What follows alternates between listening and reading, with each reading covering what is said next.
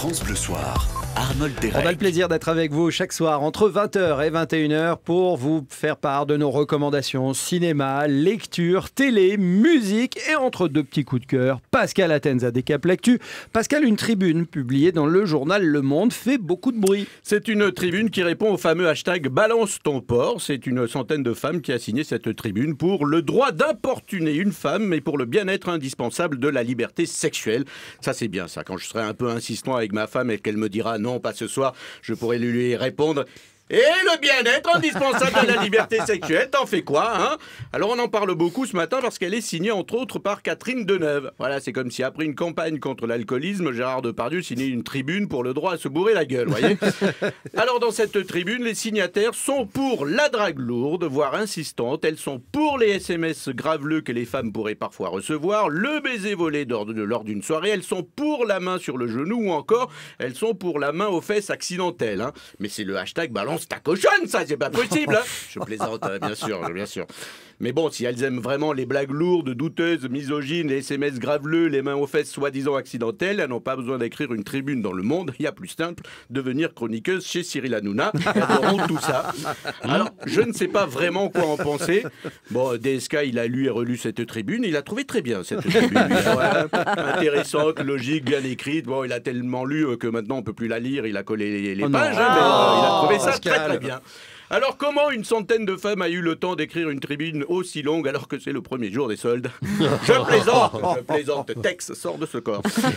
Catherine Deneuve est évidemment moquée sur les réseaux sociaux parce que dans cette tribune, elle évoque les frotteurs dans le métro et tout le monde a remarqué que le seul métro que Catherine Deneuve connaissait, c'est Le Dernier Métro, le film de Truffaut de 1980.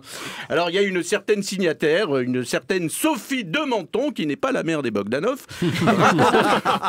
Pourtant je voulais la rayer celle-là. Raconte que si son mari ne l'avait pas harcelée, elle ne l'aurait peut-être pas épousée. Je sens qu'elle va être très longue cette année.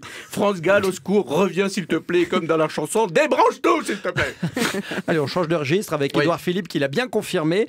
La vitesse sur les routes secondaires sera bien abaissée de 90 à 80 km/h. Oui, ça va entrer en vigueur dans quelques jours. Mais d'abord, si vous êtes surpris au volant avec votre portable, ce sera retrait immédiat du permis de conduire. Et il y a ceux qui ont une Smart qui ne risquent rien. Vous pouvez téléphoner dans une Smart. Les policiers pensent que vous êtes dans une cabine téléphonique. Donc, tranquille. Il va falloir donc réduire sa vitesse de 10 km/h. Eh ben, on va bien se faire chier pendant le Tour de France. A réagi Christopher Froome, qui va avoir du mal à baisser sa vitesse.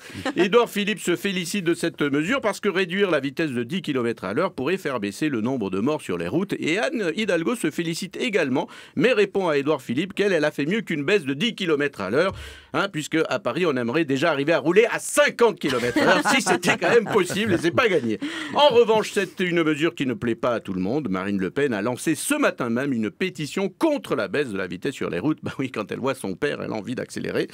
Donc là, ça va être quand même difficile.